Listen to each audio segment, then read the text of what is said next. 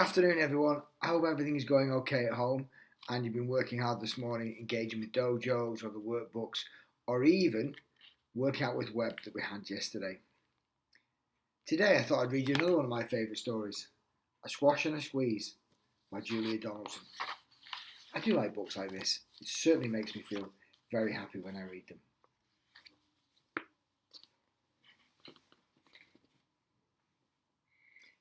A little old lady lived all by herself, with a table and chair, and a jug and a shelf. A wise old man heard her grumble and grouse. "There's not enough room in my house, wise old man. Won't you help me, please? My house is a squash, and a squeeze."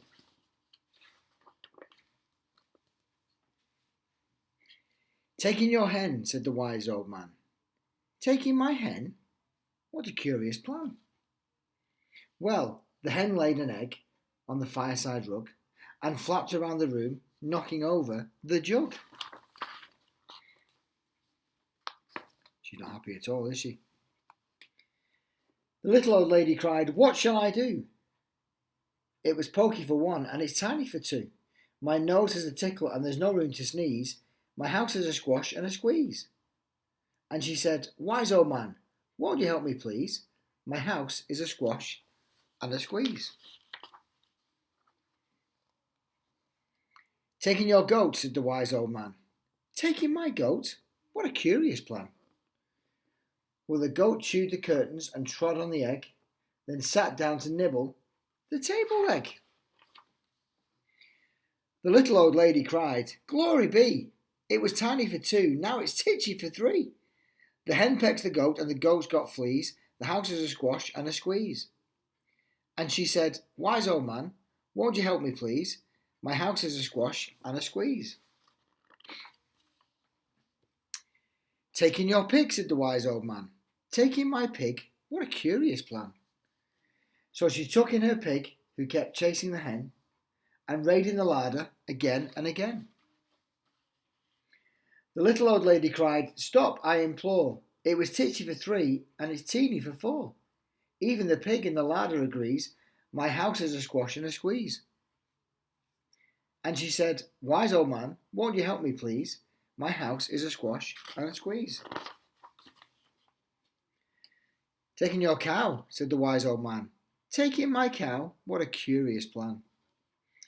Well, the cow took one look and charged straight at the pig, then jumped on the table and tapped out a jig. Oh, the little old lady cried, "Heavens alive!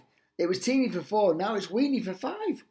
I'm tearing my hair out, I'm down on my knees. My house is a squash and a squeeze."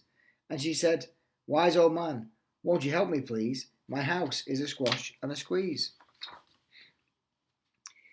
"Take them all out," said the wise old man, "but then I'll be back where I first began." So she opened the window and out flew the hen. "That's better, at least I can sneeze again." She shooed out the goat and shoved out the little pig. My house was beginning to feel pretty big. She huffed and she puffed and she pushed out the cow. "Just look at my house, it's enormous now." "Thank you, old man, for the work you have done. It was weeny for five, it was gigantic for one. But there's no need to grumble, and there's no need to grouse. There's plenty of room in my house." And now she's full of frolics and fiddle-dee-dee-dees. It isn't a squish, or a squash, or a squeeze. Yes, it's full of frolics and fiddle-dee-dees, but it isn't a squash or a squeeze. I do like that story. It always reminds us to be happy with what we've got. Let's look after each other, and I'll see you soon. Bye.